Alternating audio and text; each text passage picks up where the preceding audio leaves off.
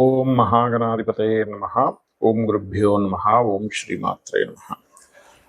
మనం ఈరోజు చాలామంది నన్ను అడుగుతున్న క్వశ్చన్ ఏంటంటే, మాకు ఏ రాశి వారితో అంటే ఇప్పుడు మీది ఫలానా నక్షత్రం అనుకోండి, ఉదాహరణకు అశ్విని నక్షత్రం, లేకపోతే మేష లగ్నము, వృషభ లగ్నము, మిథున లగ్నము ఉంది. మాకు ఏ నక్షత్రము వారితో లేదా ఏ రాశి వారితో మాకు పడకపోవడం జరుగుతుంది, మేము ఎవరితో జాగ్రత్తగా ఉండాలి అని అడుగుతున్నారు. అయితే దీనికి శాస్త్రంలో తారాబలము అనేటువంటిది ఒకటి ఉంటుంది కానీ ఆ తారాబలం ఎంతవరకు కరెక్ట్ చూసుకోవాలి. అలాగే మరొక విషయం ఏంటంటే, ఇక్కడ అసలు శాస్త్రంలో చెప్పినటువంటి అంశం ఏమిటి? నక్షత్రపరంగా చూసుకోమని చెప్పారా, రాశిపరంగా చూసుకోమని చెప్పారా, లేకపోతే ఒక్కొక్క లగ్నానికి స్పెసిఫిక్గా కొన్ని విషయాలని చెప్పారా అనేటువంటి విషయాలు ఇప్పుడు మనం తెలుసుకుందాం. ఈ యొక్క విషయాలను నేను చెప్తున్నటువంటిది నేనైనప్పటికీ కూడా చెప్పేస్తున్న సాక్షాత్ లలిత అమ్మవారిగా భావిస్తూ తెలుసుకుందాం. ఇక్కడ ఏంటంటే, ఇప్పుడు మనం చెప్పుకున్నటువంటి అంశాలు ఏవైతే ఉన్నాయో దీనికి కొన్ని పారామీటర్స్ తీసుకోవాలి, గుర్తుపెట్టుకోండి ఎప్పుడు కూడా. ఏమిటిది అంటే, మనం ఇప్పుడు మీ లగ్నం ఫలానా అయితే ఈ అధిపతి గనక ఈ సంబంధంలో ఉంటే ఈ కారకత్వం వాళ్ళతో అని చెప్పాం. అది ఫ్రెండ్సా రిలేటివ్స్ అనేటువంటిది. మొట్టమొదటిగా ఏంటంటే, ఆ యొక్క మహాదశ మీకు వస్తుందా లేదా తెలుసుకోవాలి. ఆ మహాదశ లేకుండా మీకు ఎప్పుడు కూడా వాళ్ళ ద్వారా ఇబ్బంది రాదు, గుర్తుపెట్టుకోండి. అది ఇబ్బంది కానివ్వండి, ఒక యోగం కానివ్వండి, కలిసి రావడం కూడా అలాగే ఉంటుంది. అంటే కొంతమంది కొన్ని కోట్లు కలిసి రావాలి. ఉదాహరణకి చూస్తుంటాం మనం ప్రపంచంలో, ఏమంటే ఇతనికి చేయడం వల్ల చాలా బాగా కలిసి వచ్చేసిందండి, దానికి కూడా మహాదశ రావాలి. Point number 1. రెండవది ఏంటంటే, ఇక్కడ రెండో పాయింట్, ఆ మహాదశ రాకపోయినా ఆ మహాదశ ఫలితాలను ఇచ్చే గ్రహం మరొకటి ఉంటుంది.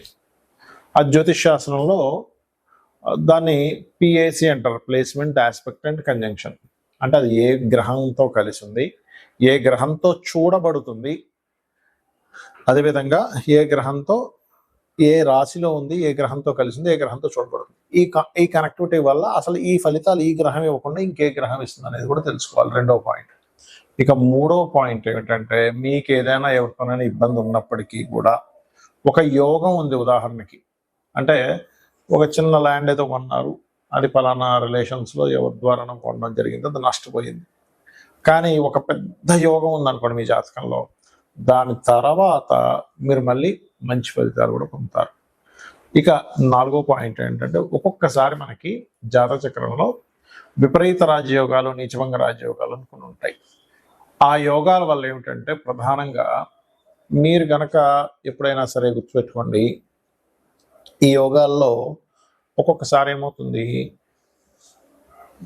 మీకు మొదట్లో చిన్న ఇబ్బంది ఇచ్చినట్టుగానే ఉంటాయి కొన్ని విషయాలు. అబ్బాయి ఏమిటండి నాకు జాబ్ పోయిందని కొంతమంది బాధపడుతుంది. దాని తర్వాత ఏదో చిన్న బిజినెస్ స్టార్ట్ చేసి అలా కోట్లలోకి వెళ్ళిపోతారు. లేదా ఒక్కొక్కసారి ఏమిటండి ఉన్న ఇల్లు అమ్మేసుకోవాల్సి వచ్చింది, లేకపోతే ఉన్న ఇల్లు ఖాళీ చేసామన్నాడు ఓనర్, సడన్గా మంచి ప్లేస్లో ఉన్నానుకుంటే ఖాళీ చేసామన్నాడు అనుకుంటే, ఇంకో దగ్గరికి వెళ్ళినప్పుడు అది ఆటోమేటిక్గా మంచి ఇల్లు అవుతుంది, దాన్ని మీరు కొనుక్కునే స్టేజ్ కూడా వెళ్ళిపోతారు. అలాగే ఒక్కొక్కసారి అయ్యో నేను వాళ్ళు వెళ్ళాల్సింది మిస్ అయిపోయిందండి, వెళ్తే మంచి ఇది దొరుకును అనుకుంటాం, కానీ ఒక్కొక్కసారి మిస్ అవ్వడమే మంచిది అవుతుంది. అలాగ ఒక్కొక్కసారి మనకి జన్మజాతకంలో ఒక నెగటివ్ జరిగినట్టుగా అనిపించి పాజిటివ్ జరుగుతాయి. ఇవన్నీ కూడా ఒక విపరీత రాజయోగాలు, నీచభంగ రాజయోగాలు ఉన్నప్పుడు జరుగుతాయి. ఇది మీరు గుర్తించాలి. అంటే మనం ఎప్పుడైనా మన లైఫ్లో ఒక సంఘటన జరిగినప్పుడు వెంటనే దానికి మనం డిప్రెస్ అయిపోకుండా, ఓకే ఇది ఒక విపరీత రాజయోగం, నీచభంగ రాజయోగంలో ఉండేటువంటి ఒక స్టెప్. ఇలాగా ఉంటుంది. ఒక్కొక్కసారి మనకి బాగా దేవతా అనుగ్రహాలు కనుక మనకు ఉన్నప్పుడు ముందుగానే హింట్ కూడా ఇస్తుంది. మనం ఏదైనా ప్రారంభించేటప్పుడు ప్రకృతిలో ఎలా అంటే, బయలుదేరదాం అనుకున్నప్పుడు ఏదో ఆటంకం రావడం, ఫోన్ చేస్తున్న వాళ్ళు లిఫ్ట్ చేయకపోవడం, లేకపోతే పదే వద్దు అనేటువంటి సంకేతాలు మనకి బోర్డు రూపంలో కానివ్వండి, ప్రయాణం రూపంలో కానివ్వండి, లేకపోతే రకరకాల మాధ్యమాల ద్వారా మనకి ఎప్పుడు ఇంట్లో వాళ్ళు ఆపడం కానీ ఇవన్నీ ఎక్కువగా జరుగుతున్నాయంటే కూడా మనం ఆ పని చేయడం ద్వారా ఇబ్బంది పడతాము అనే విషయాన్ని మనం అర్థం చేసుకోవాలి.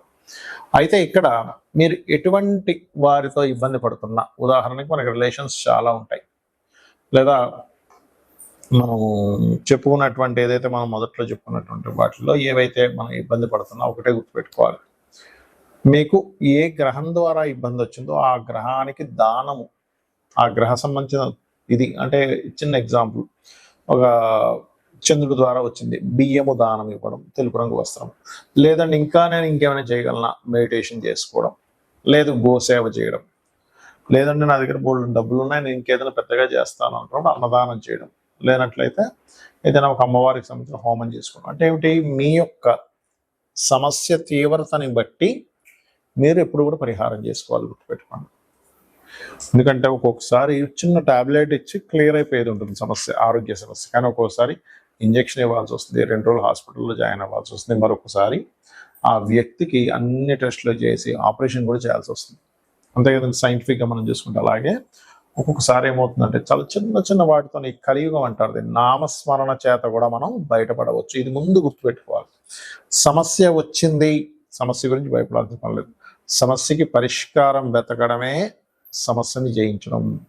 శ్రీమాత్రే నమః. వృశ్చిక లగ్నము, వృశ్చిక రాశి. వృశ్చికంలో కనుక చూసుకుంటే నక్షత్రాలు ఇక్కడ మనకి విశాఖ 4వ పాదము, అనురాధ నక్షత్రము, జ్యేష్ఠ నక్షత్రము. చాలా మంది ఏమిటంటే నాకు ఏ నక్షత్రం వారితో పడదో తెలిస్తే, ఏ రాశి వారితో పడదో తెలిస్తే వాళ్ళతో దూరంగా ఉంటే నా సమస్య తీరిపోతుంది కదా అనుకుంటారు. కానీ ఎక్కడా కూడా శాస్త్రంలో ఆ రకంగా చూసుకోమని చెప్పలేదు. చాలా మంది తెలియక తారాబలాలు చూసేసుకొని ముహూర్తానికి చూసుకోవాలి తారాబలం, అంతేగాని మనిషికి తారాబలం చూసుకోకూడదు. ఎందుకంటే అది చూడాల్సిన తారాబలం కాదు, మైండ్ సెట్స్ చూసుకోవాలి. అంటే ఏంటి, చంద్రుడు ఉండే నక్షత్రాధిపతి మిత్రులు అవుతాడా, శత్రువు అవుతాడు. అప్పుడు వాళ్ళ ఒపీనియన్స్ ఒకటి అవ్వకపోవడం వల్ల డిఫరెన్సెస్ వస్తాయి. That is different. కానీ ఇక్కడ మనం చూడవలసింది ఈ లగ్నంలో జన్మించారు. ఉదాహరణకి వృశ్చిక లగ్నంలో జన్మించారు. మనం వృశ్చిక లగ్నం గురించి మాట్లాడుకుంటున్నాం. అంటే ఇక్కడ శుభుడు పాపుల్ని వేరు చేసుకోవాలి. అంటే ఏంటి, లగ్నానికి శుభుడు ఎవరెవరు, కుజుడు, గురువు, రవి, చంద్రుడు శుభులు అవుతారు. పాపులు ఎవరు అని చెప్పి తీసుకుంటే శని, శుక్ర, బుధ పాపులు అవుతారు. రాహు కూడా పాపు అవుతాడు. కేతు శుభుడు అవుతాడు. అయితే ఇక్కడ వీళ్ళకి పూర్వజన్మ కర్మ వీళ్ళని ఇబ్బంది పెడుతుంది. ఎప్పుడు ఉడుకుతుంది మిమ్మల్నే కదా, ఎవరినైనా నన్ను మిమ్మల్ని ఎవరినైనా సరే పూర్వజన్మ కర్మే మంచి ఫలితాలు ఇస్తుంది, పూర్వజన్మ కర్మే ఇబ్బంది ఇస్తుంది.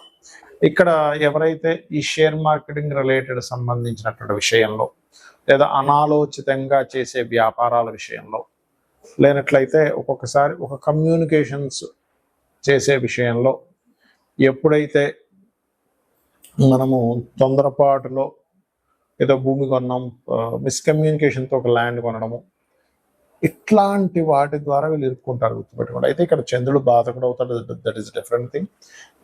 మనకి